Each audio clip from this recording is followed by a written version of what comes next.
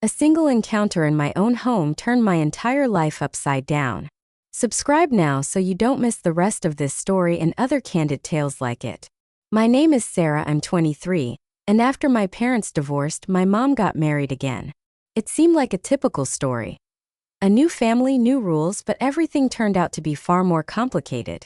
When James, my mom's new husband, first walked into our house, I immediately felt his presence. It was unlike anything else. Tall and confident with a heavy gaze, he seemed to instantly command the space. Without even wanting to, I found myself watching his every move. For the first few days, I tried to be polite but distant. Soon, however, I started to notice that fate seemed to be deliberately bringing us together in the most unexpected situations, and each time, his gaze would linger on me for longer than it should. I tried to ignore it, telling myself it was just my imagination. But every time we were alone, the air seemed to grow thicker. I felt as though I could hear his breathing even from the next room. One evening, my mom was late from work and I was making dinner. Suddenly, he came into the kitchen, sat down across from me without a word, and just stared. This was not a familiar or friendly look. It was too intense, too personal. I lowered my eyes, but my heart was pounding so loud I was sure he could hear it. The silence was excruciating. It was then that I realized our relationship would never be simple. I tried to focus on the plates, the sound of the pot, anything to avoid his eyes. But then he got up, walked closer, and I felt his shadow fall over me. His voice was low and soft, almost a whisper. "Sarah, you're always avoiding me. Why?" He was standing so close that I could feel the warmth of his hand, even though he hadn't touched me yet. I looked up and our eyes met. In that moment, I knew the usual boundaries were gone. The roles of stepfather and stepdaughter melted away. All that was left was a strange, unfamiliar pull that was both terrifying and impossible to resist. I froze, not knowing how to answer. The words were stuck in my throat, and he leaned in closer and closer, as if trying to hear my unspoken thoughts. His breath was warm on my cheek. I felt my legs getting weak from the tension, and my heart was beating so hard I was sure the whole house could hear it. I whispered that he was mistaken, that I wasn't avoiding him. I just found it hard to get used to a new family. But even as I said it, I knew I was lying to myself. It wasn't about awkwardness. It was about the overwhelming effect of his presence. He placed a hand on the back of the chair so close our fingers almost touched. That almost was driving me crazy.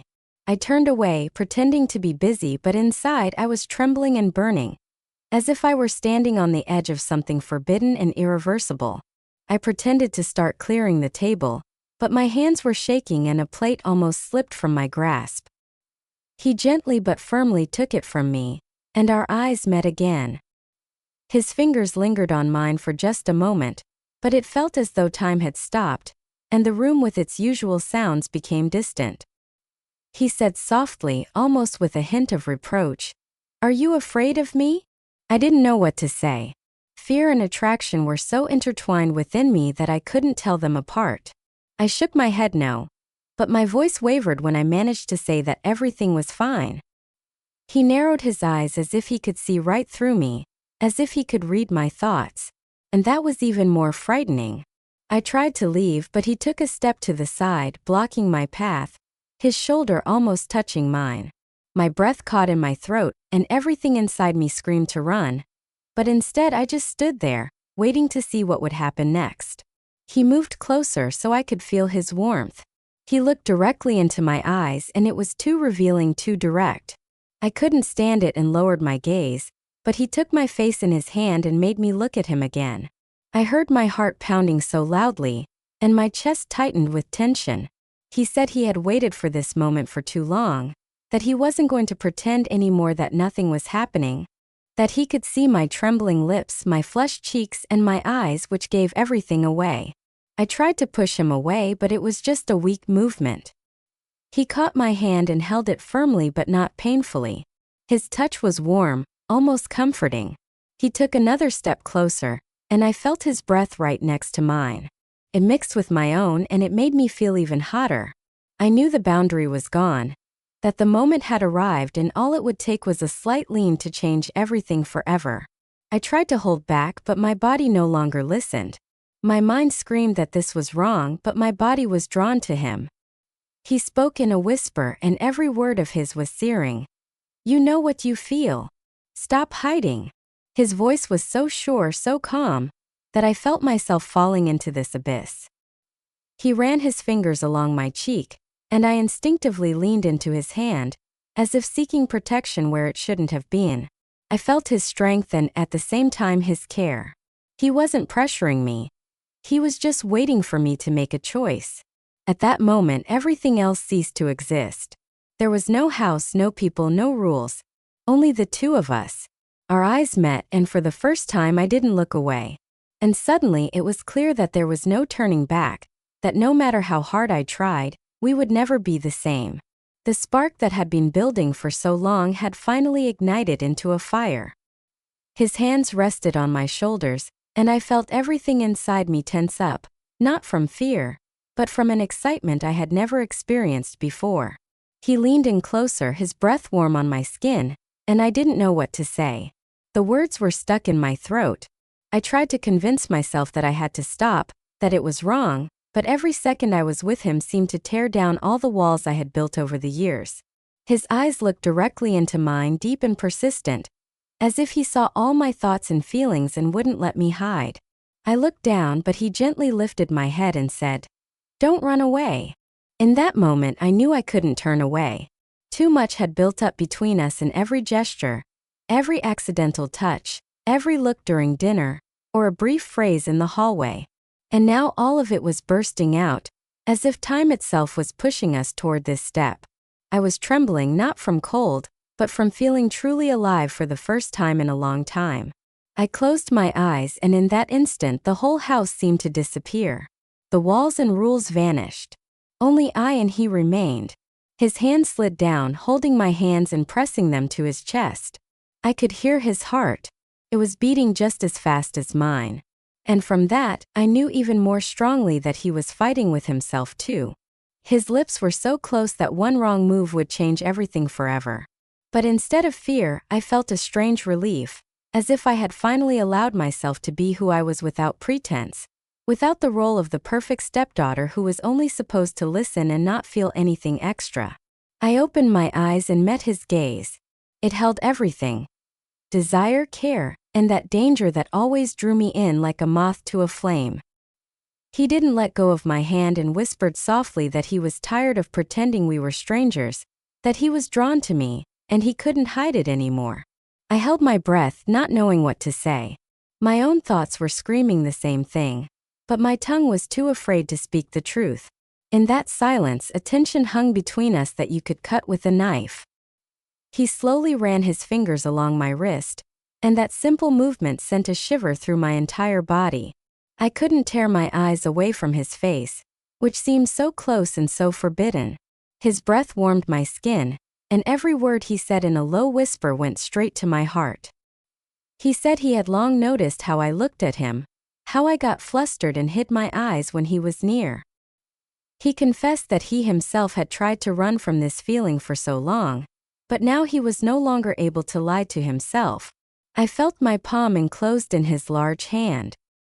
He squeezed it so tightly and surely, as if to show he wouldn't let go now. And in that moment, I realized that I didn't want him to let go of me either. My whole world shrank to this single moment, to his gaze, which held both an admission and a promise, and a risk that I was ready to pay for. I took a step toward him, and his arms immediately wrapped around me, as if protecting me from the rest of the world. His chest was firm and warm, and for the first time I felt like a woman next to him, not a girl but a woman with a man who saw more in me than just a stepdaughter. His lips brushed my temple, lingered there, and he said so softly I could barely hear, that he was afraid to break me, but even more afraid to lose me. I closed my eyes and let myself drown in the sensation of his closeness. His voice was so deep and soft that it went straight to my bones. He said that every day he saw a light and strength in me that attracted him, despite all the prohibitions. He confessed that at night he often got up to walk down the hall just to catch a glimpse of my silhouette behind my bedroom door, and that this image both tormented and comforted him. I listened and felt everything inside me turn upside down. These confessions were a reflection of my own secret thoughts. I had always been afraid to admit even to myself that his steps in the hallway made my heart beat faster, that every accidental touch of his hand on my shoulder left a mark for the entire day. He carefully ran his palm along my cheek, and I leaned into his fingers as if seeking support in them. He looked at me with a long gaze that was a mixture of tenderness and desire, and I understood that this was the moment when our whole lives would be decided. We could never be the same again. But in that instant, I didn't want to think about the future. I was only living for this breath, this second. His hands moved down to my waist, and I felt him pull me a little closer, as if checking if I was ready to take the next step. In response, I wrapped my arms around him. I hugged him so tightly, as if I was afraid that if I let go, I would lose him forever. He froze for a second as if giving me time to back away. But I didn't pull away. On the contrary, I pressed closer, feeling his warmth and strength that seemed to envelop me in an invisible shield. I heard his heart beating faster, and that rhythm matched mine. We sat there in silence, but in that quiet, more was said than in any words. He ran a hand through my hair, gently and slowly, as if afraid to scare the moment away, and whispered softly that he could no longer pretend I was just a stepdaughter to him, that with each passing day it was harder to hide what he felt. I looked up and saw the truth in his eyes, so open and painfully beautiful that everything inside me flipped over. I remembered how he had cared for me during the most difficult moments, how his gaze lingered on me for longer than it should have, and how I myself had waited for those looks. My breathing became short and shaky, and I ran my trembling fingers along his arm, feeling the emotion growing in my chest, a feeling that was now impossible to hide. He leaned in closer. His breath touched my skin and I closed my eyes, allowing everything to happen. And suddenly my whole life was divided into before and after. I knew this step would change everything, but I couldn't back down now. His lips touched mine cautiously at first, as if he was still in doubt, but as soon as I responded, all hesitation was gone. In that kiss was everything we had hidden for so long. The pain, the desire, and the relief. My hands wrapped around his neck on their own. I was drowning in that touch, and it seemed the world around me disappeared. Only the two of us remained, I and he, the man who had been my stepfather for so many years and whom I now saw in a completely different light. His hands moved along my back slowly and surely. Every one of his movements burned me from the inside. I felt my body tremble, but it was not weakness. It was a power that was awakening within me. He pulled back for just a moment to look at me. His eyes were burning with a fire of desire that could no longer be stopped. He whispered my name as if it were the most important word in his life. In that moment, I knew I no longer wanted to run. I wanted to be with him no matter what. He held me tighter, and I heard his breathing become unsteady. He was fighting with himself, but passion was winning. I saw it and was myself drowning in that fire. I didn't think about the consequences. I didn't think about what would happen tomorrow. There was only now. His lips covered mine again, and I gave myself to that moment completely. When everything finally grew quiet, I was lying next to him, listening to his steady breathing and feeling his hand still holding me tightly by the waist. He turned to me, his eyes full of warmth and a gentle tiredness. I knew that in this moment we were closer than we had ever been before. I looked at his face and was afraid to even breathe louder, so as not to scare away this quiet, strange, but sweet feeling of belonging. Tomorrow everything could change. Reality with its rules and prohibitions might return. But on this night, I allowed myself to forget about them and simply be the woman held by a man she had truly trusted for the first time. And even though deep down I knew how dangerous this was, my heart whispered only one thing. I can no longer live as I did before.